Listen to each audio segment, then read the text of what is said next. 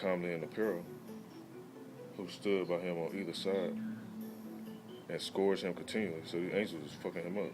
It says, and gave him many sore stripes. And Herodorus fell suddenly to the ground and was compassed with great darkness. So, like I say, when the Lord sent them angels, man, they gonna do one or two things. They either help in a scenario or they finna execute judgment on the scenario. So I'm gonna go into some more real quick. Found it.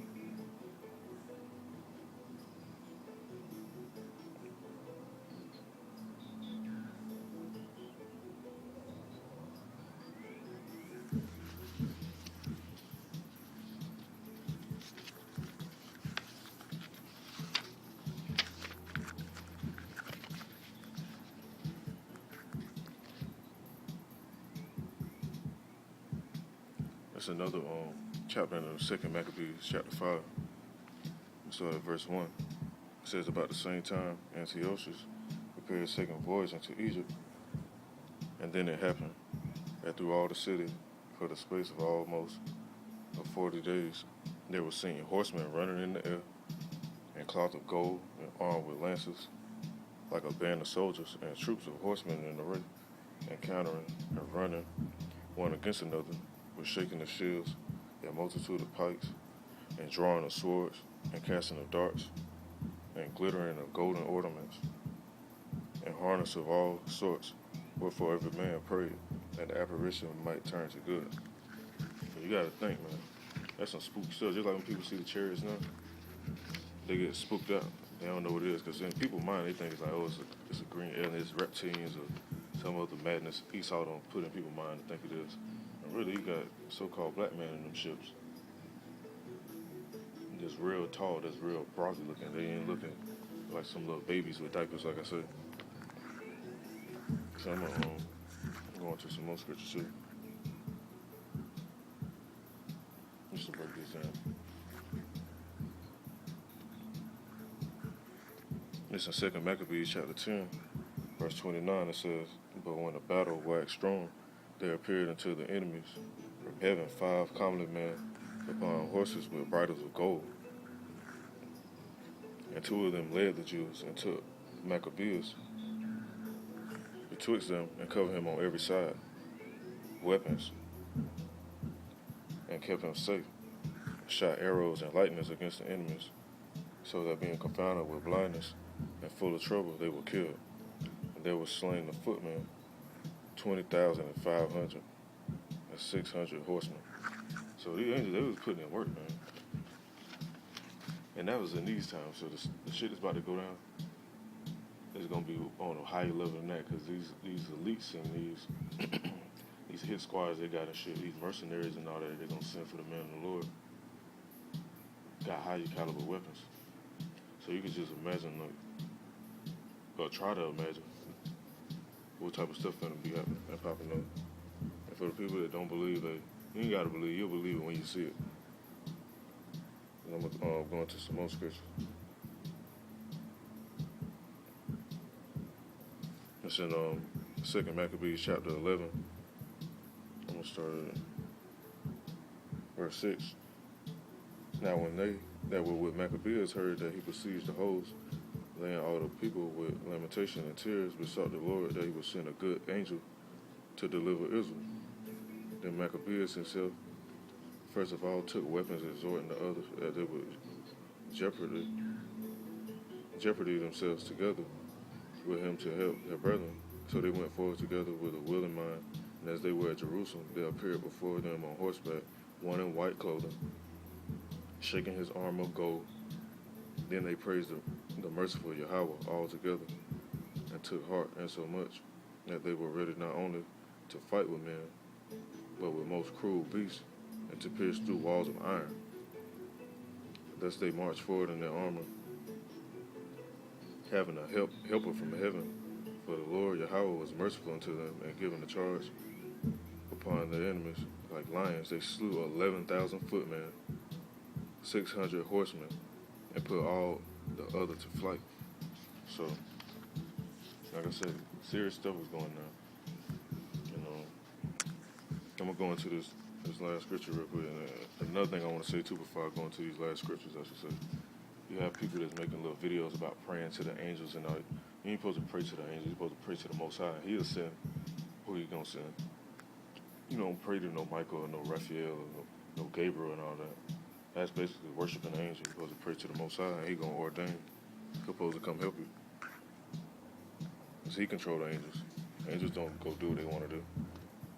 And so, it's in the book of Tobias, chapter 3, verse 16. It says, so the prayers of them both were heard before the majesty of the great Yahawah, and Raphael was sent to heal them both, as to scale away the whiteness of Tobias' eyes, and to give Sarah, the daughter of Raguel, for a wife of Tobias, the son of Tobit, and to bind Asmodeus, the evil spirit, because she belonged to Tobias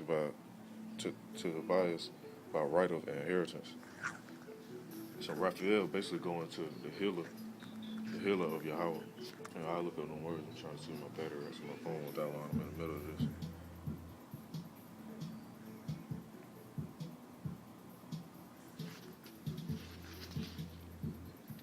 Now you go over some more in Tobias chapter 5.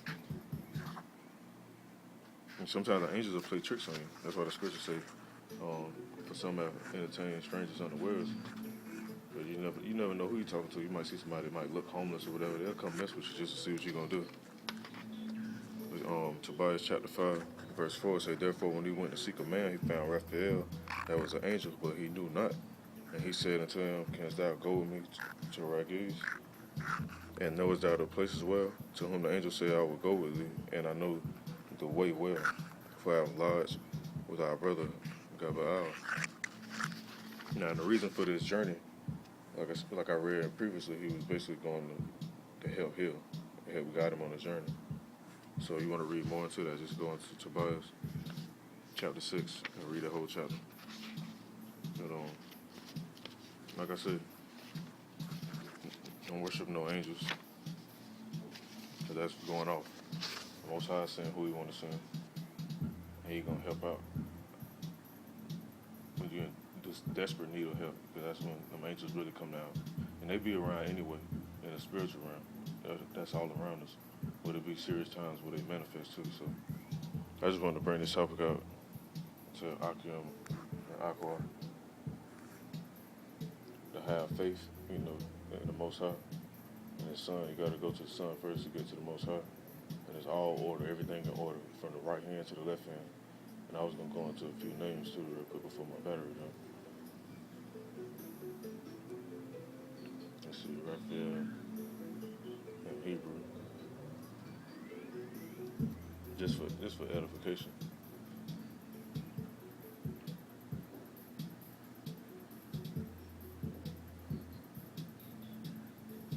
It says, Raphael, Archangel, Raphael.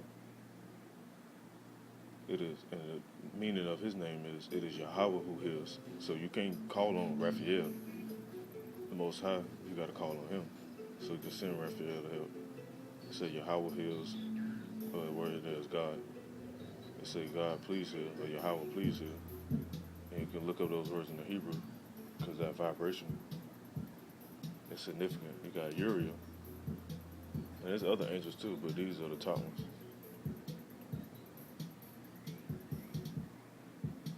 It says Uriel in the Hebrew.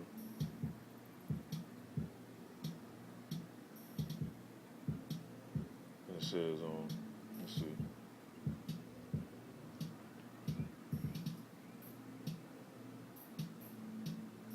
His meaning is, Yahawah is my light. Stand in Hebrew, Uriel.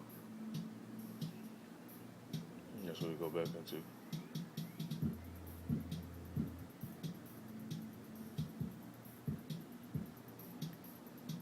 If I'm mistaken, Michael is Michael Allah.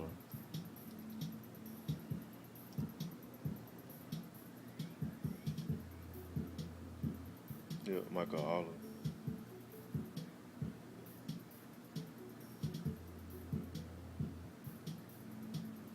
In Hebrew, who is like Yahawah, or who is like power.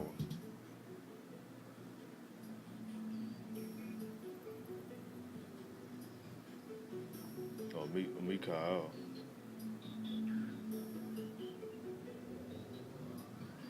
Just going down just to see what other stuff on it I know is validated.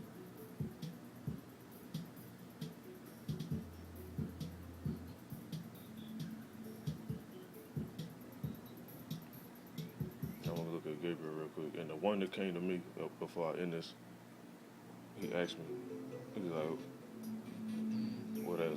what has God been doing for you lately? So I let him know. Once he said that, I knew it had to be an angel, because ain't no person just gonna randomly come up to you and just ask you no stuff like that. And it was already some serious stuff going on leading up to this. Like I seen a big chariot, camouflage in a huge cloud just sitting outside and all that stuff prior to all this happening. It says,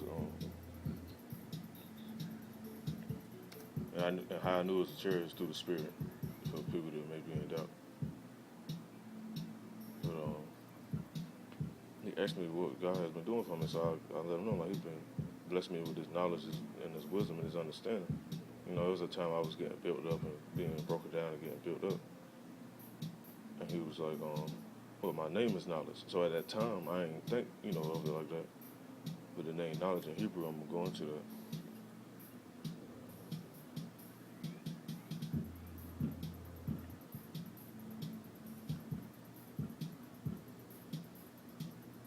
Try to see the meaning of Gabriel real quick. Every name got a meaning. Even my name, Quinton, it just means born fifth.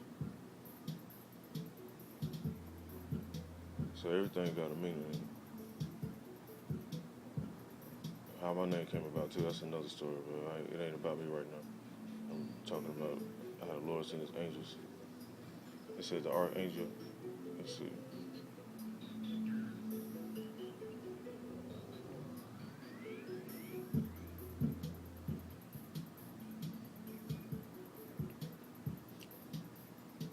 It got the Yiddish on here too. That's another thing I'm trying to decipher past, because it say Gabriel or Gabriel. It should be Gabriel instead of Gabriel, because there wasn't no E in the Paleo Hebrew.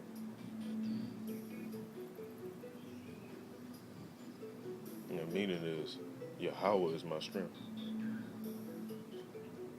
So, let's see. Knowledge in Hebrew, I looked it up the other day. It was Da'at or Yada. That's how you say it. Now, if he'd have came to me and said, oh, my name, Yada, Da'at, I'd have been looking at him crazy, like, oh, what you talking about? But he had to, break it down and say, my name is knowledge.